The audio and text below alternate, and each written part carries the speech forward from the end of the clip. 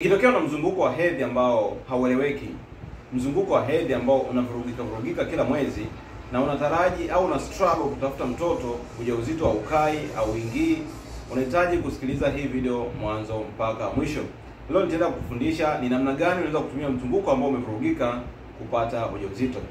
Lakini kama ni mara yako ya kwanza kutembelea channel yetu, basi usahau kusubscribe na kubonyeza alama ya kengele ili uendelee kuwa mwanafamilia wa Medical Life.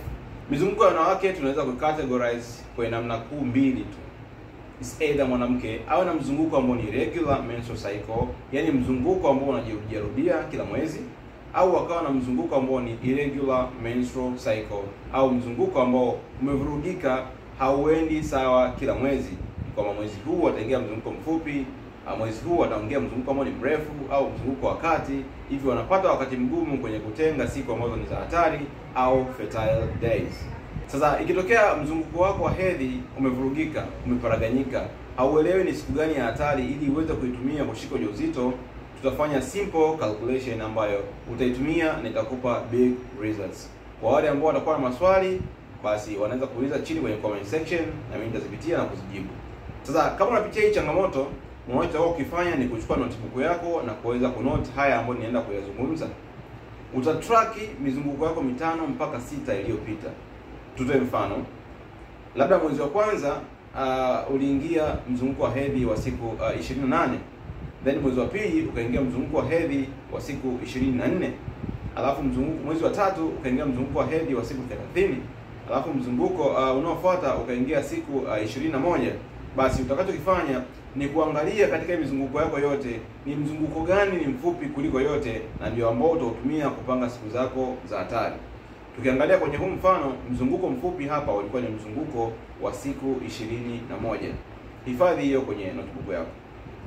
Kitu cha pili, nizungumzia kwenye video iliyopita kuhusu luteal phase. Tumesema ili mwanamke aweze kwenda na mzunguko wake vizuri, au aingie kwenye hedhi yake, au apate ujauzito, anataka kupitia hizi phase kuu mbili kwenye ovulation yake. Ya kwanza ni follicular phase na phase ya pili luteal phase. Tulisema luteal phase huwa ni siku 14 kwa wanawake wote, na hii haibadiliki.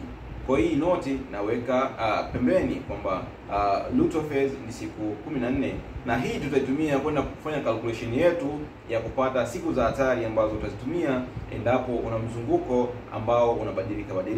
Mara baada ya kujua mzunguko mfupi kuliko mizunguko yote ya hedhi, kwa mfano wetu huu tulipata mzunguko wa hedhi ambao wa siku 21 ndio mzunguko mfupi. Utachukua 21 utatoa na 14 ambao ni luteal phase, hapa utapata 7. Kwa hiyo mtu ambaye ana mzunguko wa hedhi ambao unavurugika na ametrack mizunguko yake iliyopita, akapata mzunguko mfupi kuliko yote ni siku 21, japo kuna wengine watapata calculator atapata mzunguko wao siku 24, mwingine atapata siku 25.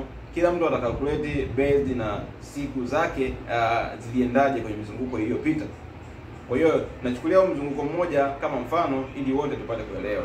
Kitu cha pili ndio hicho, utachukua hizo siku 21 utatoa na 14 ambao ni luteal phase, utapata 7. Kwa hiyo mtu ambaye mizunguko yake inavurugika na ndani ya hiyo mizunguko yake 6 ambayo ameitrack amepata mzunguko wa siku 21 ndio mzunguko mfupi, siku yake ya ovulation itakuwa ni siku ya 7 ya mzunguko wake. Ina maana huyu ana siku chache sana kuingia kwenye siku ambazo ni siku za hatari, na akizivuka hizo basi atapitia wakati mgumu kwenye kupata ujauzito.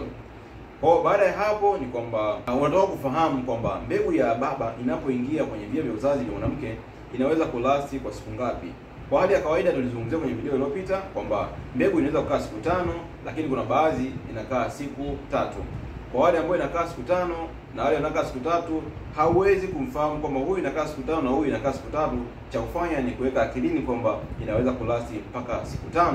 Ina maana ile siku ya 7 ambayo ndio itakuwa siku ya ovulation au siku ambayo yai itapevushwa, utawekea siku kadhaa kwenye kupanga siku zako za hatari, na utawekea siku kadhaa mbele kwenye kupanga siku zako za hatari. Sasa kama umeshafahamu kwamba siku ya 7 ya mzunguko wako huu uliokuwepo ndio itakuwa siku ambayo ovulation itatokea, basi unahitaji umakini wa hali ya juu ili uweze kufanikisha zoezi lako la kutafuta mtoto. Hivyo basi utahitaji kushiriki mara tu baada ya kuwa umemaliza ada yako. Kwa mfano unaona damu siku 3. Ina maana siku ya 4 mara tu baada ya kumaliza siku zako za hedhi utaanza kutumia zile siku kutafuta mtoto. Na maana siku ya 4, ya 5, ya 6, ya 7 na kuendelea itakuwa ndio siku ambazo ni friendly kwako kutafuta mtoto. Lakini kwa wale ambao wanaenda siku 5, let's say siku ya kwanza mpaka ya 5, ina maana akimaliza siku ya 5, ya 6 na ya 7 tayari atakuwa yuko kwenye siku za hatari kama kawaida. Lakini vile vile kwa wale ambao hali imekuwa tete zaidi, wanaweza kushiriki hata siku ambazo yuko kwenye ada yake. Kwa mfano yuko siku ya 3 lakini bado anaona damu na anahangaika, haelewi, anaweza akatumia hizi siku ambazo anaona damu kutafuta mtoto. Japo haishauriwi sana kutumia hizi siku, kwa sababu kama kuna magonjwa yoyote ya kuambukiza inakuwa ni rahisi kumwambukiza mwenza wako. Kwa sababu ile damu imebeba vitu vingi, imebeba dead cell na mfano wa hizo. Kwa wale ambao wanaenda siku 3 kuanzia siku ya 4 wataanza kuzitumia kutafuta mtoto, na kwa wale ambao wanaenda siku 5 kuanzia siku ya 6 wataitumia kutafuta mtoto. Conclusion au hitimisho. Kwa wale ambao wana mizunguko ya hedhi ambao haieleweki, mizunguko ya hedhi ambayo imeparaganyika, msiache kusikiliza hii video mwanzo mpaka mwisho kulingana na maelekezo ambayo nimeyatoa. Mizunguko yako ya hedhi imeparaganyika, unahitaji kutrack mizunguko 5 mpaka 6 iliyopita na upate mzunguko mfupi kuliko yote, na huo ndio utatumia kupanga siku zako za hatari au siku ambazo unaweza kuhangaika na kutafuta mtoto na mwenza wako. Kupitia simple calculation nimezitoa hapo, ni kwamba utachukua mzunguko wako mfupi, utatoa na siku 14, utapata siku ambayo ni siku ya ovulation, na ile siku ya ovulation utaweza kuitumia kupata mtoto. Kutokana na maswali mengi ambayo ninakuwa ninayapokea DM, nakosa wakati mzuri wa kuwa nayajibu yote. Nafikiri kuna baadhi huenda sijawahi kuwajibu kabisa, na kuna baadhi nawajibu lakini nawajibu kwa ufupi sana. Hivyo nimepata wazo na nimeona kwamba sitoweza kuwajibu mmoja mmoja kwa sababu mnakuja wengi inbox. Nimeandaa group la WhatsApp ambapo mtaenda kujoin pale na tutakuwa tunajifunza kila siku jioni. Kwa wale ambao wana changamoto nyingine za kiafya nje na afya ya uzazi, pia wanaweza kwenda kujiunga pale na wakawa wanafanywa consultation. Kwa wale ambao wanahitaji private chat ya muda mrefu, pia mnaweza mkaenda kujiunga pale mkawa mnafanywa consultation.